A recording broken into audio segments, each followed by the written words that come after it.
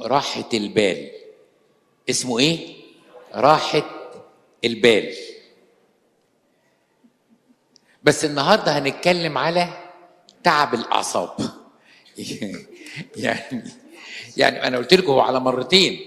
المره الجايه هنتكلم على راحة البال، او الموضوع عنوانه راحة البال، بس لازم نقسمه على مرتين. المره الاولانيه تعب الاعصاب، وموضوع تعب الاعصاب ده كان اتكلم فيه المتنيح قداسة البابا شنودة قبل كده، واتكلم على تعب الأعصاب. هنتكلم النهاردة على أسباب تعب الأعصاب وندي بعض الحلول البسيطة، والمرة الجاية لما نيجي نتكلم على راحة الروح أو راحة البال هنتكلم على بقية الحلول. يعني النهاردة بنتكلم عن الموضوع من الناحية السلبية، ما نعاني منه، مع بعض الحلول البسيطة، والمرة الجاية نتكلم على راحة البال ازاي الانسان يقدر يوصل لها. تعالوا نفكر مع بعض كده، وده كلام متكرر انتوا قلتوه قبل كده. اول ما نتكلم على تعب الاعصاب، الضيق، الاحباط، التعب النفسي، هتلاقوا ان اول سبب كل الناس تجمع عليه ضغوط الحياة. وضغوط الحياة دي حاجة مش في ايدينا، رتم الحياة اتغير. يعني الفلاح اللي كان بيشتغل 4 ساعات في اليوم من الفجر لغاية 8 الصبح وبعدين ينام وبعدين يجي على الساعة 5 العصر ينزل الغيط يشتغل ساعة ويرجع تاني، اشتغل شوية زيادة في وقت الحصاد، وقت المخازن، وقت التخزين، عدا ذلك الدنيا رايقة. الموظف التقليدي اللي كان لغاية نص الستينات، حتى صدقوني أوائل السبعينات، اللي هو الصورة بتاعت الموظف اللي داخل ببطيخة الساعة 2 الظهر ده، يعني كل الأشغال بتخلص 2 الظهر، أقصى واحد بيتأخر كان بيوصل 3 الظهر. النهاردة الناس بتوصل بيوتها 7 وبعد 7، وده وضع طبيعي، ما حدش بيمشي قبل كده، أو يعني ما حدش بيروح قبل كده. فمما لا شك فيه إن رتم الحياة اتغير. بس أنا عاوز أتكلم شوية على ضغوط الحياة من منظور جديد شوية، بصرف النظر عن ضغوط الحياة قد إيه. إحنا ممكن نلاقي 2 شغالين في ظروف واحدة وفي معامل ومعدل استرس واحد، بس في واحد أهدى من واحد، وواحد بيرجع الساعة 7 ولسه عنده انرجي انه يضحك ويتكلم ويلبس ويخرج. ده معناه ايه؟ معناه ان احنا معترفين ان يوجد ما يسمى بضغوط الحياة، بس ضغوط الحياة بتفرق من انسان لانسان حسب قدرة احتماله وطبيعة شخصيته. اعيد تاني، الضغوط ممكن تكون واحدة، بس في واحد بعد فترة بيزعق لأنه خلاص مش قادر، وفي واحد بعديه بساعتين وبرضه لسه مبتسم. يعني بالرغم من اعترافنا إن في فاكتور اسمه ضغوط الحياة، لكن إحنا بنتكلم على إن هو بيفرق من إنسان لإنسان. علشان كده الشطارة إن الإنسان يعرف إمتى بيتعب وإمتى بيتشد وإمتى لازم يوقف. لأنه أول ما بقى أوفر ستريس هو هيغلط في شكل وشه اللي بقى مكشر، هيغلط في شكل لو دكتور وجراح وهادي وطويل البال وبيعمل 12 ساعة عمليات مفيش مشكلة، في واحد تاني بعد عمليتين 2 بيتشد وبيتوتر، يبقى ده ما يعملش غير عمليتين لأن في الثالث ممكن يغلط. أنا بدي أمثلة عشوائية، لكن أنا بتكلم على فكرة إن في حاجة اسمها ضغوط، بس الضغوط دي تأثيرها على الناس مختلف من واحد لواحد بحسب إيه؟ ده اللي هنتكلم عنه. أول حاجة بحسب طبيعة الشخصية بتاعته زي ما احنا قلنا، لأن في واحد يميل للهدوء، في واحد هادي طبيعته هادي، وفي واحد طبيعته مش هادي، مش كده؟ المهم ان هناخد روشتة صغيرة، انا هاجي للنقطة دي في النقطة اللي بعد كده، بس الاول عاوز هناخد روشتة سريعة في النقطة دي بتاعه ضغوط الحياه، وامتى اقول اه وامتى اقول لا. في طريقه للتعامل مع ضغوط الحياه اسمها الاستعداد لليوم من قبل النزول. يعني ايه الاستعداد لليوم من قبل النزول؟ انا هقول لكم على تجربه شخصيه مريت بيها. انا مرتين رحت الشهر العقاري. انا رايح الشهر العقاري ويظهر في حد كمان كان موصي عليا كتر خيره. من ساعه ما دخلت الشهر العقاري عشان اخلص التوكيل اللي هعمله اخدت 3 ساعات ونص. انا ما كنتش متخيل كده. انا كان البرنامج بتاعي ان انا هاخد 25 دقيقه ل 40 دقيقه. لما قعدت 3 ساعات ونص وقالوا لي اوعى تمشي لان لو اتندى عليك الرقم وما جيتش ممكن يقول لك روح يعني. ففضلت قاعد. الحقيقه مع الوقت انا مضغوط وعندي 100 حاجه تانية تتعمل. ابتديت من جوه احس بعدم الارتياح. ما دام ابتديت احس بعدم الارتياح، الخطوه اللي بعد كده انا ممكن اتشد.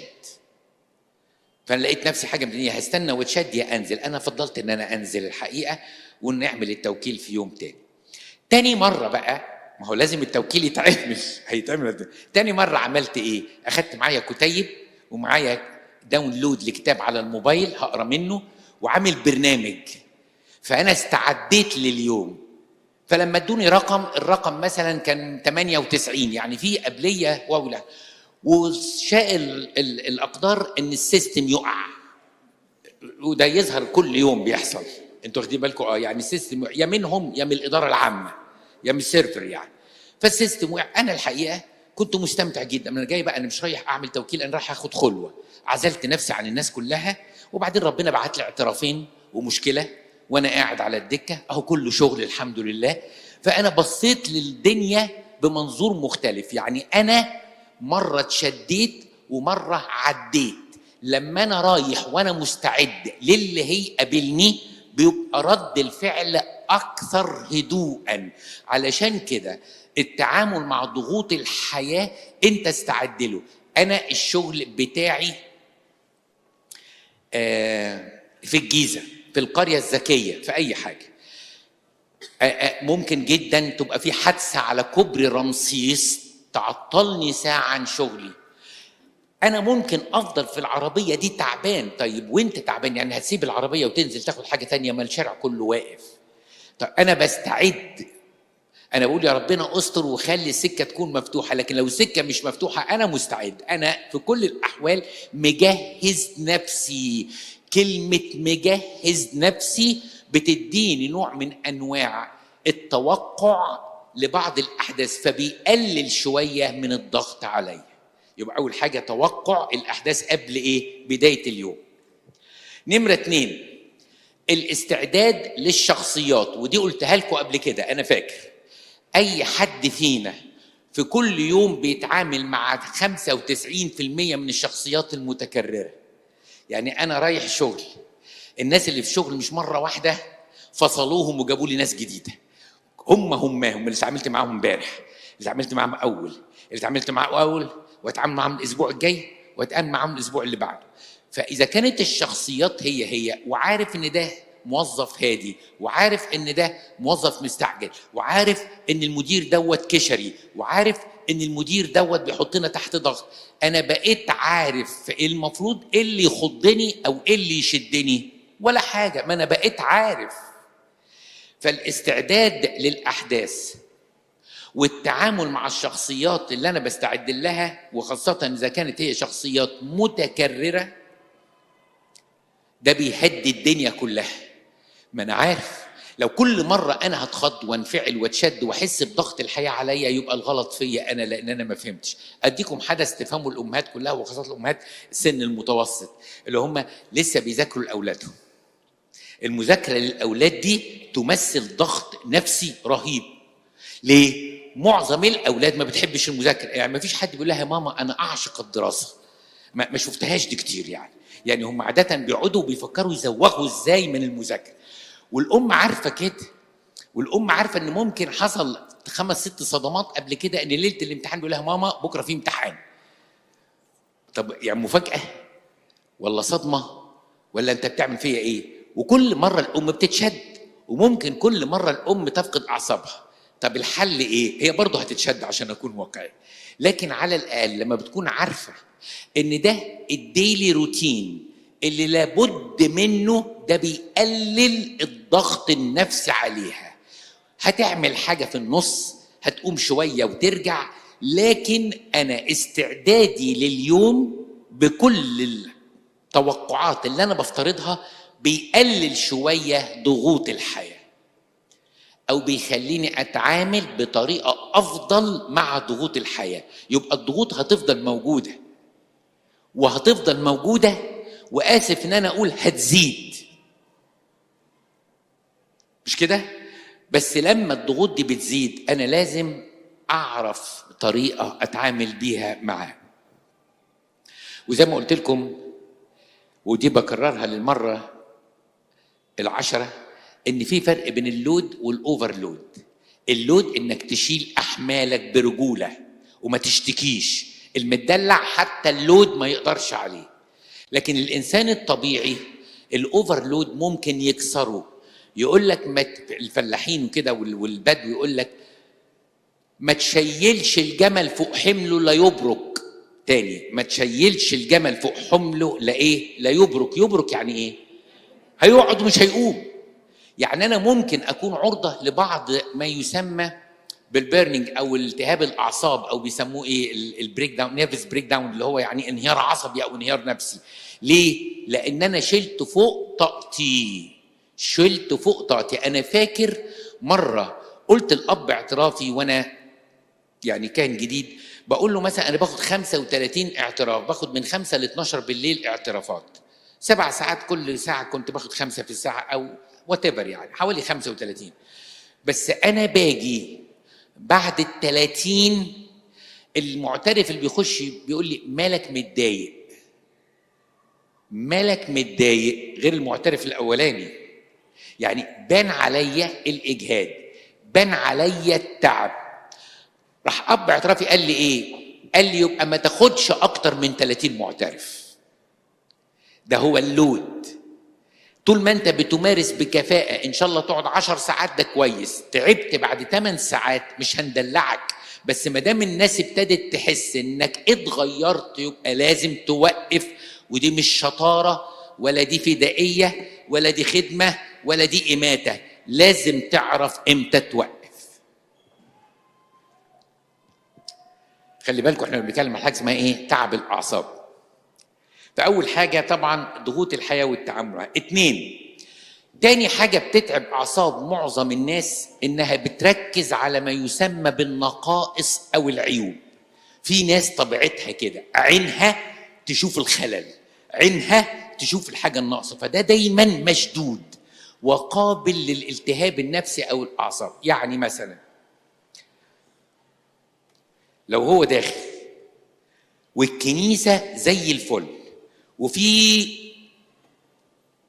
أنا مش عارف إيه دي، لا دي شمعة، دي شمعة، حتة شمعة كده وحتة شمعة كده مقطومة بتاعها، يتعب قوي ويتضايق قوي، وبعدين يبص يلاقي حاجة تانية، يلاقي القطمارس ملوح، يتضايق قوي. في شخصيات اسمها الشخصيات المحبة للكمال. الشخصيات المحبة للكمال عشان توقعاتها عالية بتقع بسهولة قوي فيما يسمى بتعب الأعصاب، لأن عايزة كل حاجة صح. وانت في مجتمع يعني طبيعي ان في حاجات كتيرة مش صح، ده كل مجتمعات العالم. يعني ايفن حتى في نيويورك وفي ايطاليا الولاد الاشقياء اللي من سن 12 سنة لغاية 15 سنة، عارفين انتوا اللي قولوا معايا اللي هو السبراي اللي بالالوان ده، اللي هو البخاخه بيبقى فيها الوان، يستنوا اي واحد بس يدهن الحيطه بتاعت المحل بتاعه، هوايه يوميها ينقرشوها له شخابيط، والبوليس بقى يقول لك احنا ندور على مين ولا على مين. ففي حاجات بتحصل بتتعب الناس. فاللي انا عايز اقوله ان الانسان اللي متوقع ان كل حاجه لازم تبقى صح بمقاييسه سهل قوي يفقد اعصابه ويتعب اعصابه. زي مثلا واحد نظيف قوي وبعدين لما يمشي يلاقي على الناصيه في زباله وفي قطط وفي كلاب،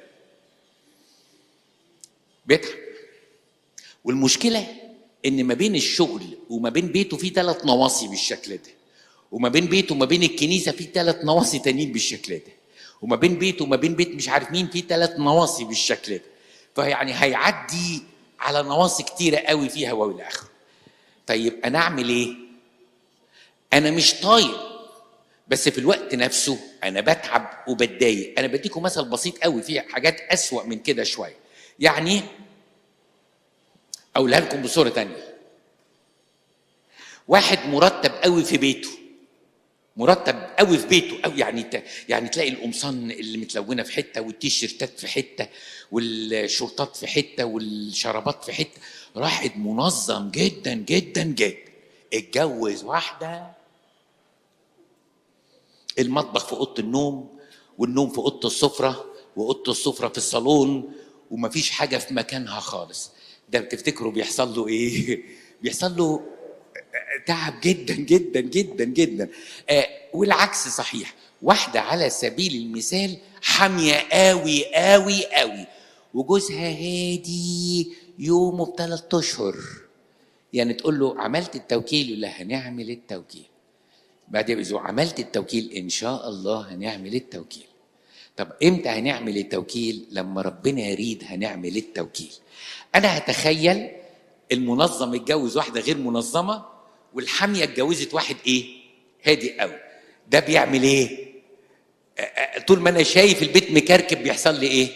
وطول ما انا شايف امور البيت ما بتنجزش وانا عاوز انجزها بيحصل ايه؟ بيحصل هنا تعب اعصاب. تعب الاعصاب ده بيخلي الانسان تعبان، مش طايق مش طايق. يعني انا عايز اعرف انا ساكن في بيت ولا ساكن في خرابه، بيقولوا كده. يعني انا عاوز اعرف.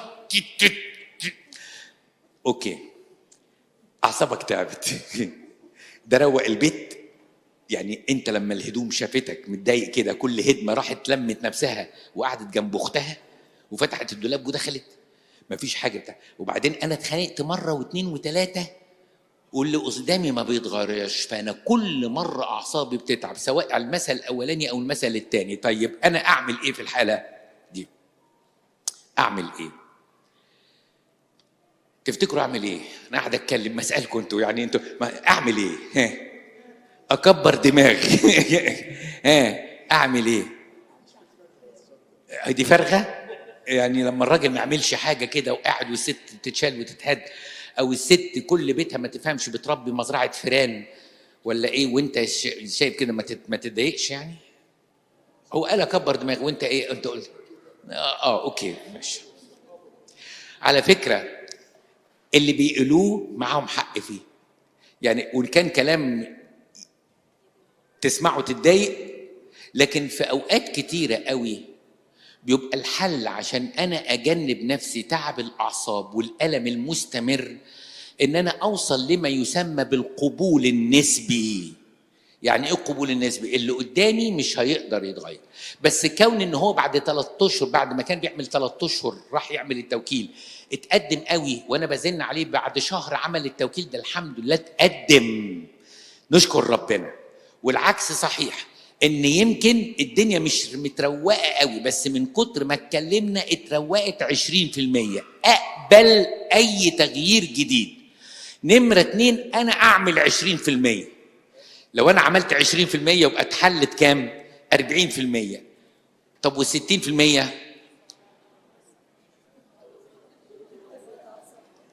يبلعهم، يفوتهم، يعمل نفسي مش شايف. بس هعمل ايه؟ لان في الاخر خالص في امور ما بتتغيرش، وانا هفضل تعب اعصابي. زي ما قلت لكم ان الشخصيات المحبه للكمال دي تعيسه جدا جدا جدا، لان عايزه كل حاجه تبقى صح، وكل حاجه في مكانها، كل حاجه في مكانها. يعني انا فاكر كان ليا زميل في الشغل، احنا كان عندنا كل دور في الشركه، شركه امريكيه، فكان عندنا دور في الشركه، عندنا مطبخ شيربل، مطبخ لينا كلنا، وكل واحد فيه، وفي معالق وفي شوك، وكل حاجه كانت ببلاش. يعني كل المشاريب ببلاش، اي حاجه ببلاش، يعني كانت سياسه الشركه كده. فكان في واحد يخش، عارفين معلقه الشاي، يعملها كلها بالمقلوب كده بالمقلوب كده بالمقلوب كده، يعني كفيها كفيها كفيها. فانا لو دخلت يا عيني كان مربي لي الرعب، بالرغم ان انا كنت ريسه، يعني انا كنت، فانا ممكن اقلب الشاي واعمل المعلقه كده، انا مش شايف دي مشكله، معلقه في الحوض ده هتتغسل، يعني معموله كده، يدخل جوه الحوض يقلبها. انتوا واخدين بالكم؟ فالشخصيات دي، يعني عايز اقول لكم على شخصيه مش هجيب سيرتها، بس مثلا تخيلوا لما بيقلع الشراب اللي يحطه في الغسيل بيطبقه، ويحط الفرده على الفرده والكعب على الكعب والبوز على البوز، ويطبقوا 3 تطبيقات قبل ما يحطه في الغسيل. طب ما هو يتغسل، بس هو شخصيته كده، انتوا متخيلين؟ فبالتالي بقى اي واحد تاني بقى هو لما يخش يلاقي واحد مروق السرير ويا عيني الجوفرته متنيه على طرفها كده 15 سم يتعب جدا. كان هتفرق معاه ايه انه يعدل ال 15 سم دي؟ طب هتفرق معاك انت ايه لو سبت ال 15 سم دي؟ فمش هنوصل لحاجه. علشان كده لما الانسان يوصل لتعب الاعصاب ده احسن بكتير يحسن نسبه ويقبل بالنسبه اللي قدامه حسنها حتى لو صغيره، والباقي لازم يفوت، والا هيفضل طول عمره بيتخانق مع نفسه وغضبان واعصابه هتتعب. احنا قلنا اول حاجه ضغوط الحياه. نمره 2 التركيز على النقائص. يعني ايه التركيز على النقائص؟ دايما شايف الحاجه.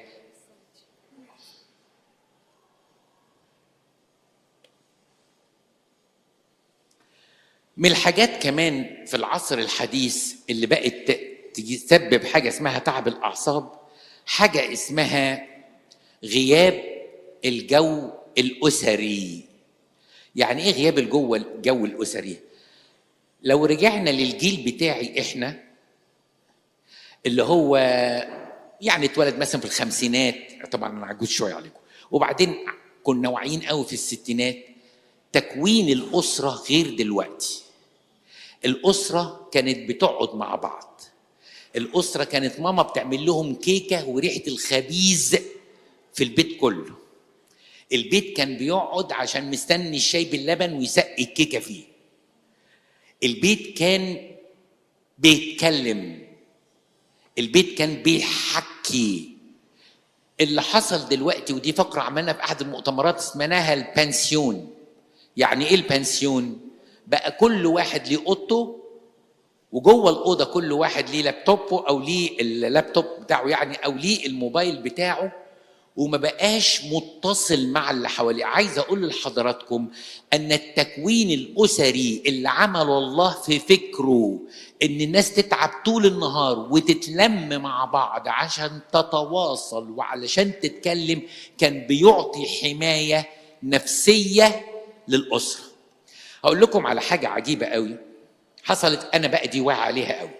لما كنا في منتصف الستينات او حتى صدقوني لغايه منتصف السبعينات او اوائل السبعينات، كنا نسمع ان الناس في امريكا بتحجز دكتور ب$40 عشان تقعد معاه تلت ساعه، ولو قعدت معاه اكتر من نص ساعه يدفعوا $50 بدل $40، حاجه زي كده.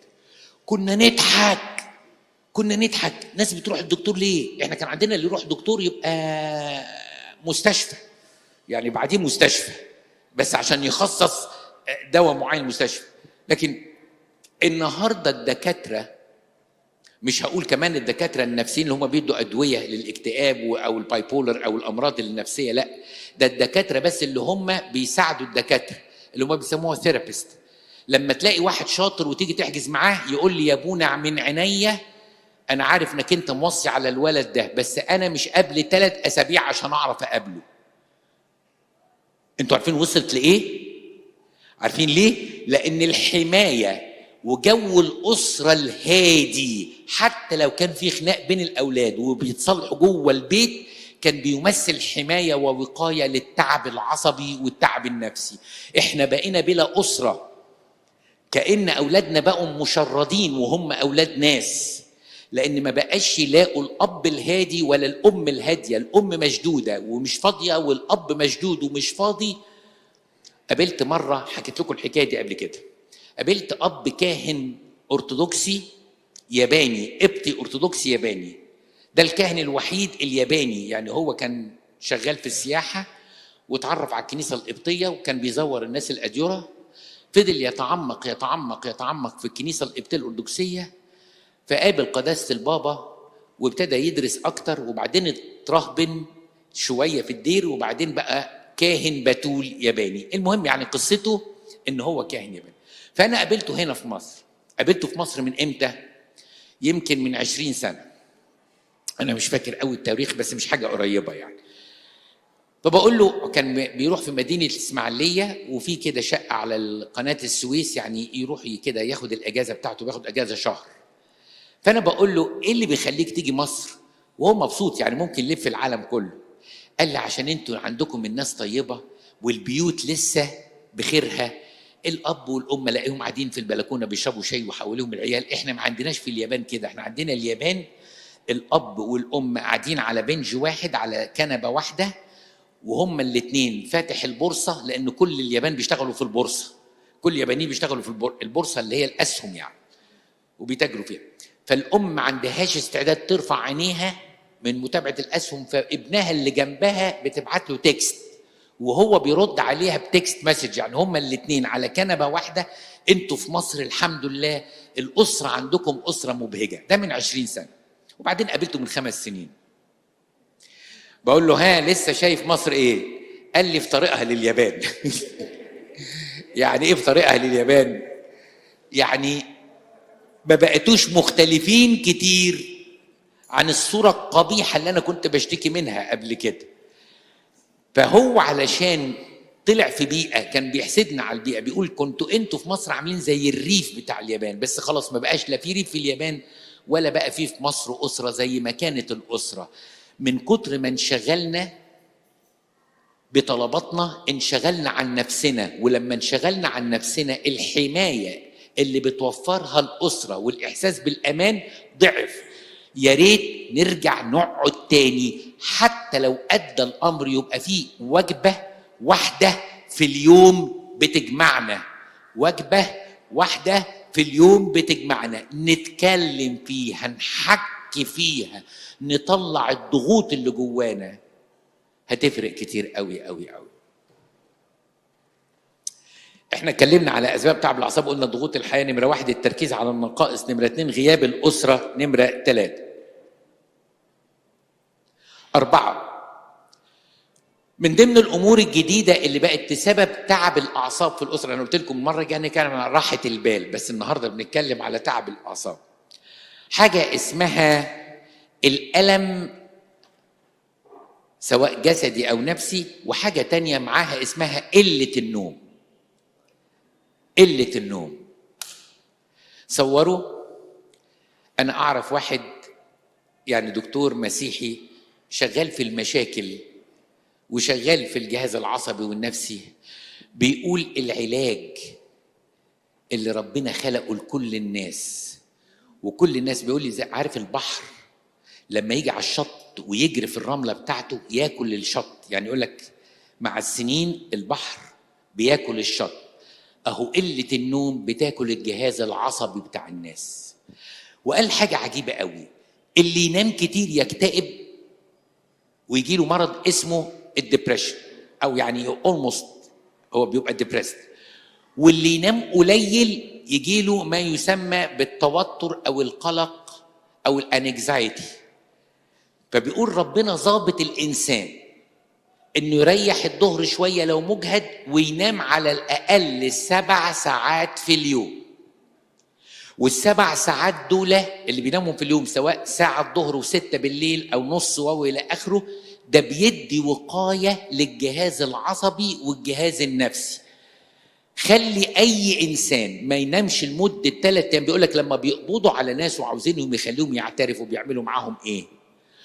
يعذبوا ابسط تعذيب ان ما يخليهوش ينام، يخليه صاحي على طول، صاحي على طول، وكل ما يجي ينام يروح جايب واحد يدق جنبه بحاجه، المهم انه يفضل صاحي. لقاه بينام يروح فتح عليه ميه عشان ما ينيموش، هيوصل للانهيار. مقابل جرعه للنوم ممكن يقول كل اللي جواه، مش محتاج تولع له ولا تقطع له صوابعه، لا لا لا لا لا، انت بس خليه ما ينامش.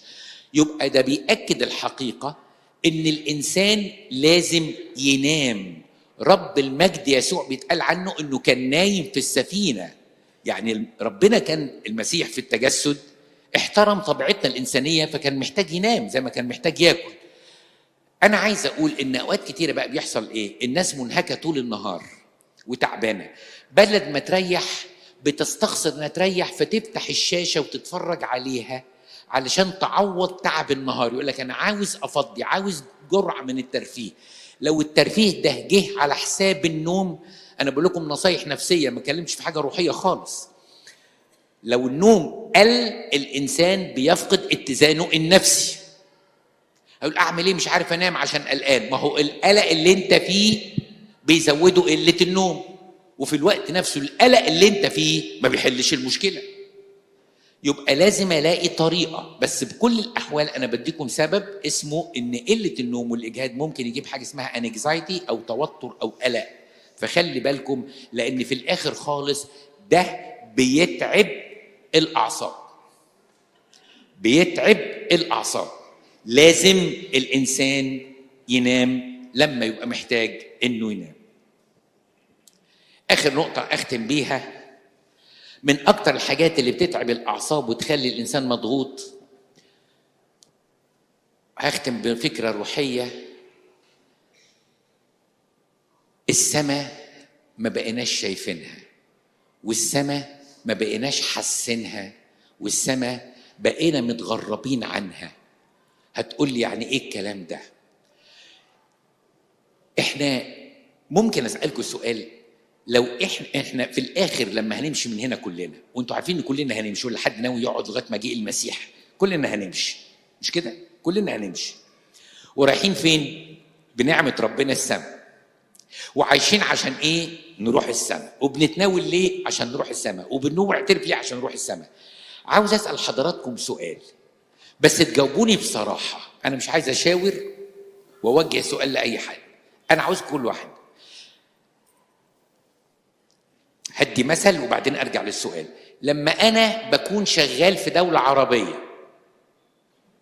سعوديه، الامارات، الكويت، واتيفر، كل اللي شاغلني هناك ان انا بعمل ايه؟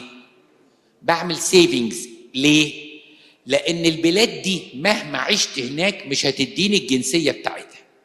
يعني لو انا عايش في دبي 30 سنه مش هيدوني الجنسيه، بيدوا للناس قليلين قوي، فيري فيو، الحاجات مخصوصه يعني مش لاي حد. انت بالنسبه لهم ايه؟ غريب. وهتفضل ايه؟ غريب. يعني في يوم من الايام لازم تكون عامل حسابك، سواء النهارده او بكره ممكن تسيب هناك.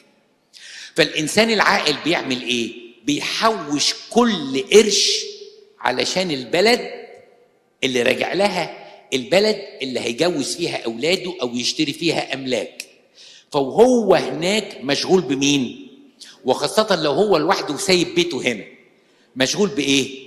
ببيته، ومشغول انه يحوش للبلد بتاعته.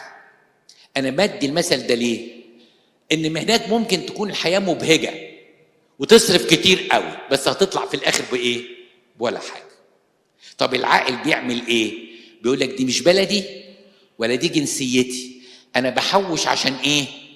بلدي اللي انا رايح لها، اللي هكمل حياتي فيها. فهو هناك بيفكر في اللي يعمله هنا. انا بس بقرب لكم مثل. اذا كنت انا مؤمن ان انا ذاهب في طريق الارض كلها زي ما قال داود النبي وزي ما قال يشوع ابن نون، ومؤمن ان انا هسيب الدنيا دي كلها ورايح للسماء، عاوز اسال حضراتكم على مستوى الاسبوع اللي فات كم واحد فينا فكر في السماء؟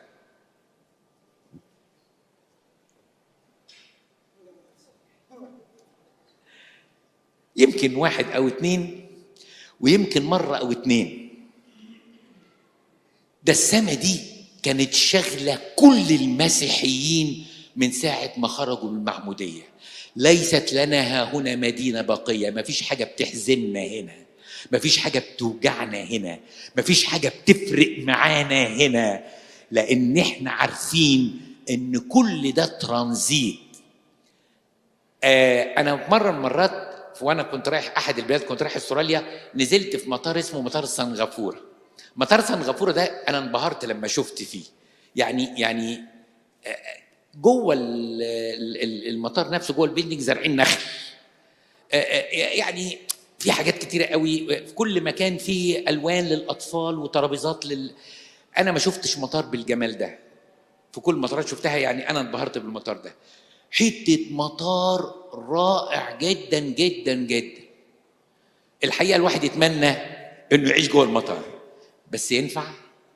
هسيبه، لان المطار ده اسمه ترانزيت، ما بتقعدش غير فيه فتره. مشكلتنا ان الحياه اللي احنا عايشينها هي الترانزيت، اعتبرناها ان هو ده بيتنا ونسينا بيتنا الاساسي. اللي بيفكر في السماء وعايش ان امتى اقابلك يا رب وافرح بيك، وامتى تلبسني بايديك الاكليل، عنده وقايه ان كل اللي بيحصل في الارض ده لازم يحصل، لان السماء تستاهل. حتى لو كنا هنا ونزلنا هنا السماء تستاهل، ومفيش حاجه فارقه معانا.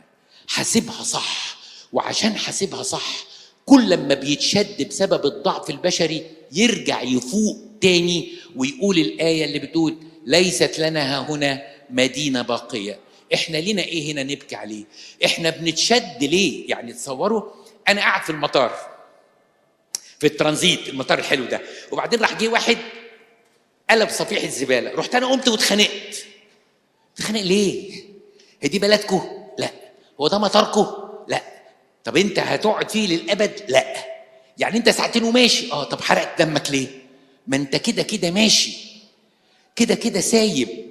فاذا كنت انا بفكر في بيتنا اللي فوق وبفكر في القديسين ومصاحب القديسين، تلاقي الانسان الروحاني عنده نوع من انواع الوقايه. يبقى في وقايه على مستوى الاسره، وفي وقايه مستوى اصحابي اللي في السماء. زي مين؟ زي مثلا البابا كيرلس السادس لما ابتدى يعمر في دير مريمينا. سيبوكم دير مريمينا اللي انتوا بتشوفوه، يعني انا شفت دير مريمينا في السبعينات كان حاجه مختلفه خالص عن دير مريمينا دلوقتي.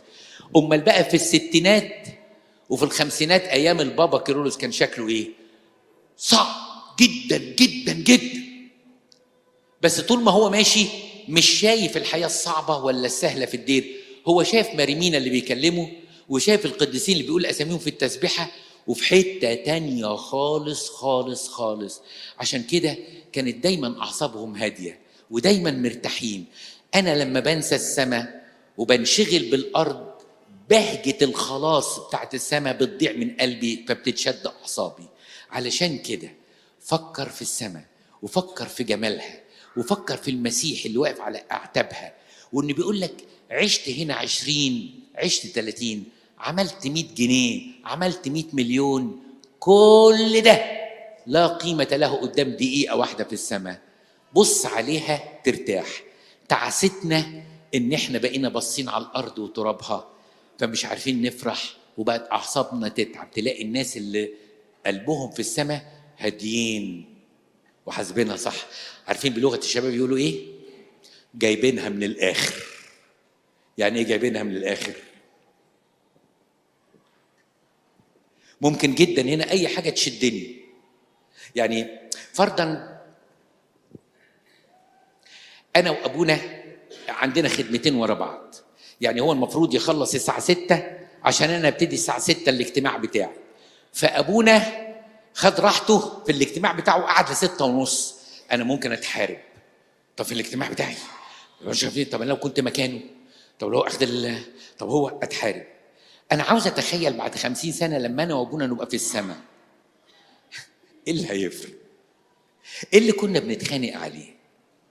ايه اللي كان مزعلنا على الارض؟ ده طلع ان مفيش حاجة تستاهل قدام 5 دقايق الواحد بس يفكر فيهم في السماء. كل تعاستنا ان احنا مرتبطين بالارض ومشاكلها، ومش شايفين السماء وافراحها.